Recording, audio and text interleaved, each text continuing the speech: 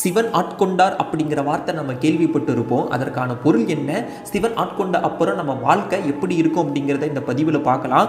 ஆட்கொள்ளுதல் அப்படின்னா இறைவன் தன்னை தன் அடியாராக சேர்த்து கொள்ளுதல்னு அர்த்தம், தன்னை வழிநடத்தி செல்பவர்னு அர்த்தம். அப்போ சிவன் நம்ம ஆட்கொண்டார் அப்படின்னா இதுவரை சிவன்னா யாருன்னே தெரியாம, சிவபக்தியோட ஆற்றல் என்னன்னு தெரியாம, வாழ்க்கையில வர இன்ப துன்பத்தோட புரிதல் இல்லாம நமக்குள்ள இருந்த சிவபெருமான நாம இத்தனை நாள் உணராம இருந்தப்போ சிவன் அவரை நமக்கு யாருன்னு உணர்த்தி நம்மளோட சிந்தையை தெளிய வச்சு சிவ வழிபாடுக்கான ஆற்றல் நமக்கு தந்து, சிவன் எனும் மிகப்பெரிய ஆனந்தத்தை நமக்கு தந்து, ஞானிகளுக்கு எல்லாம் தெரிஞ்ச பல விஷயங்களை கொஞ்சம் கொஞ்சமா நமக்கு வாழ்க்கையோட அனுபவத்தில் கற்று தந்து, சிவன் தான் எல்லாமே, அவர் இல்லைனா எதுவுமே இல்லை, சிவனை பிரிஞ்சு ஒரு நாளும் இருக்க முடியாதுன்னு நமக்குள்ள தோன்ற வச்சு, சிவன் அப்படிங்கிற பேரை கேட்டாலே நமக்குள்ள இனம் புரியாத ஒரு ஆனந்தத்தை ஏற்படுத்தி இருப்பாரு.